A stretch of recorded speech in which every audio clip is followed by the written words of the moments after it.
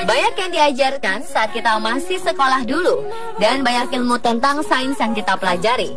Tapi tidak semua hal tentang sains yang pernah kita pahami itu sesuai kenyataannya, karena kita hanya pahami tanpa mencari tahu tentang kebenarannya. Banyak yang mengira bahwa matahari berwarna kuning atau bumi itu bulat.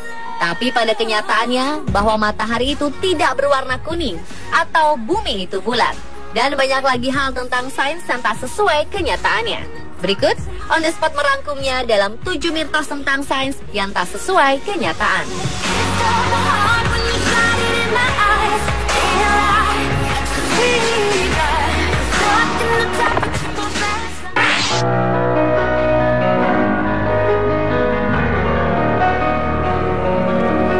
Banyak yang beranggapan bahwa bumi itu memiliki bentuk bulat sempurna layaknya sebuah bola.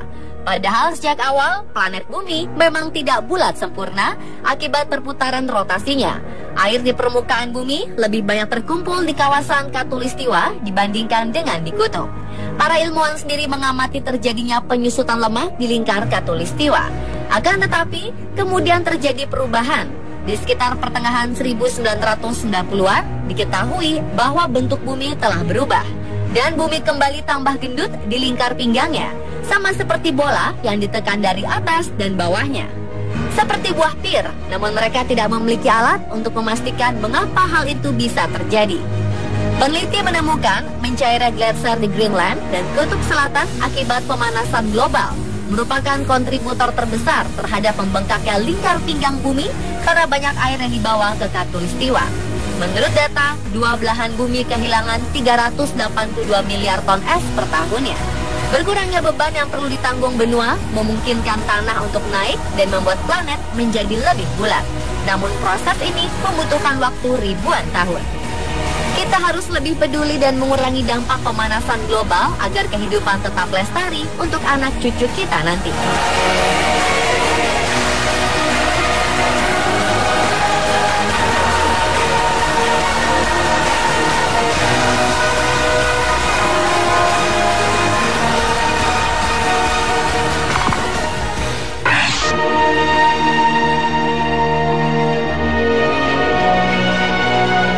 Siapa tak kenal dengan ilmu astrologi atau biasa kita kenal dengan horoskop atau ramalan bintang?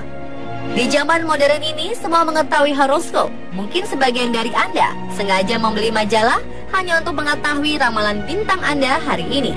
Astrologi adalah ilmu yang menghubungkan antara gerakan benda-benda tata surya dengan nasib manusia. Dalam astrologi ada istilah horoskop, yaitu sebuah bagan atau diagram yang menggambarkan posisi matahari, bulan, planet-planet, aspek-aspek astrologis, dan sudut-sudut sensitif pada saat kelahiran seorang anak. Horoskop digunakan sebagai metode ramalan mengenai peristiwa yang berkaitan dengan waktu tertentu yang digambarkan dalam dasar-dasar astrologis. Horoskop dikatakan bisa mengetahui apa yang akan terjadi pada seseorang dengan mengetahui rasi bintangnya atau kapan ia dilahirkan. Horoskop pun mampu melihat masa depan yang tergolong pengetahuan gaib atau tak seorang pun tahu. Nyatanya bumi serta tata surya bergerak dan terus berubah, jadi rasi bintang yang kita lihat akan selalu berbeda. Jadi semua tentang tata surya bisa melihat dan menentukan nasib manusia di masa depan tidaklah benar. Bahkan rasi bintang yang sering kita dengar pun sudah berubah. Jadi, Anda masih ingin membaca ramalan bintang Anda? Atau mencari tahu apa rasi bintang Anda yang baru?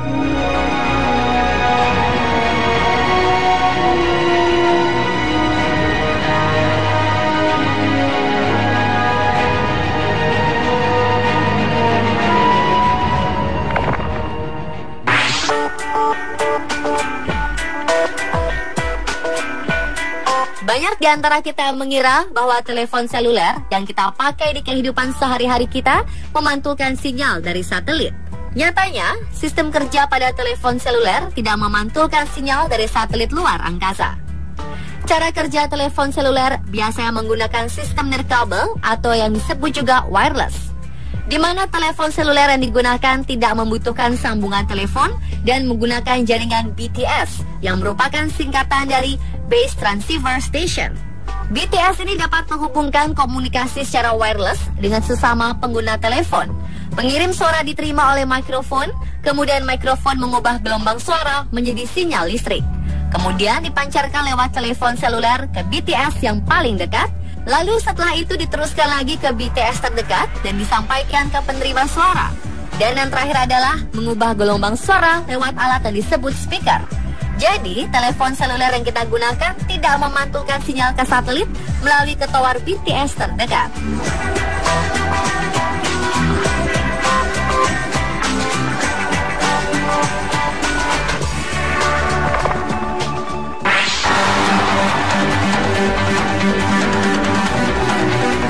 Jika Anda melihat langit pada malam hari, Anda akan melihat bulan yang bersinar dan berukuran besar dibanding dengan yang lain jika dilihat dari bumi.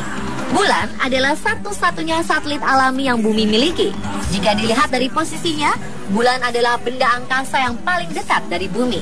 Bulan juga menjadi benda kedua yang paling terang di langit setelah matahari, dan satu-satunya benda langit yang permukaannya dapat diamati dengan mudah dari bumi. Jarak rata-rata bulan dari bumi adalah sejauh 384.403 km. Pada jarak ini, bulan akan tampak seukuran dengan matahari yang jaraknya 400 kali lebih jauh dan ukurannya 400 kali lebih besar daripada bulan. Namun pada kenyataannya, bulan mengorbit pada jarak sekitar 384.403 km dari bumi. Jika Anda berencana piknik ke bulan dengan pesawat, mungkin akan memakan perjalanan sekitar 17 hari. Cukup lama bukan?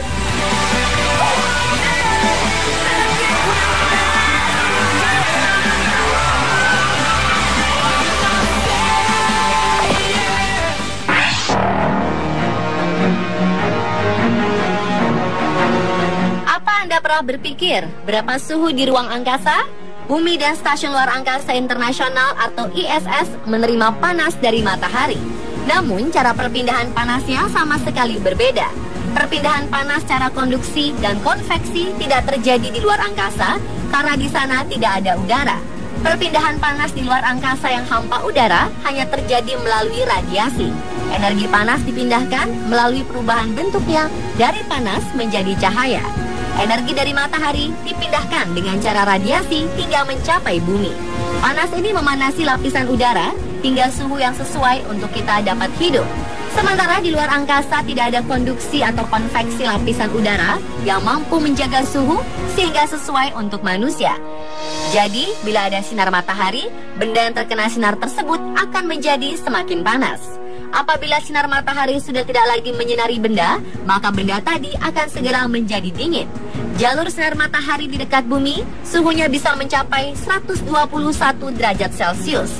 Itulah kenapa para astronot mengenakan pakaian antariksa putih. Itu berguna untuk memantulkan cahaya. Tapi jika berada di kegelapan total, suhunya bisa mencapai minus 270 derajat Celcius.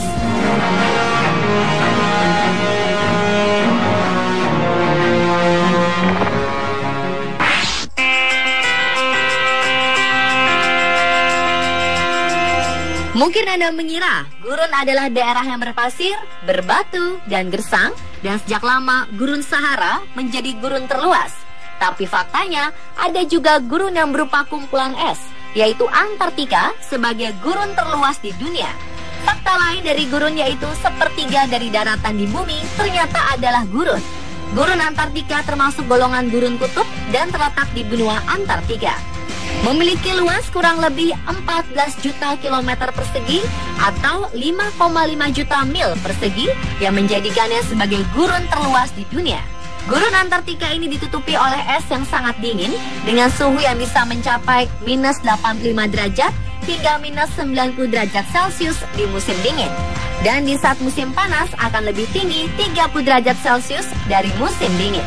Sahara bukanlah gurun terluas, melainkan Antartika.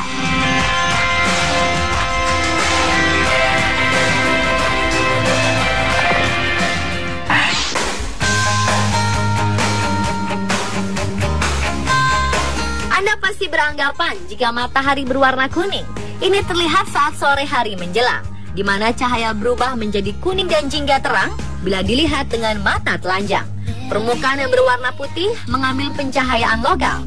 Hal ini dapat digunakan untuk membuktikan bahwa matahari berwarna putih. Salah satu ilmuwan yang membuktikan hal ini adalah Sir Isaac Newton, yang bereksperimen dengan sinar matahari yang memasuki ruangan gelap melalui sebuah celah kecil. Ketika melewati sebuah prisma, sinar itu terbagi menjadi semua warna yang terdapat pada pelangi dan jatuh di permukaan yang berwarna putih, yang membuat matahari terlihat berwarna kuning karena atmosfer bumi. Atmosfer bumi telah membelokkan cahaya melalui efek yang disebut hamburan Rayleigh. Fenomena ini pula lah yang juga membuat langit tampak berwarna biru dan juga menyebabkan matahari berwarna kuning kemerah-merahan saat tenggelam.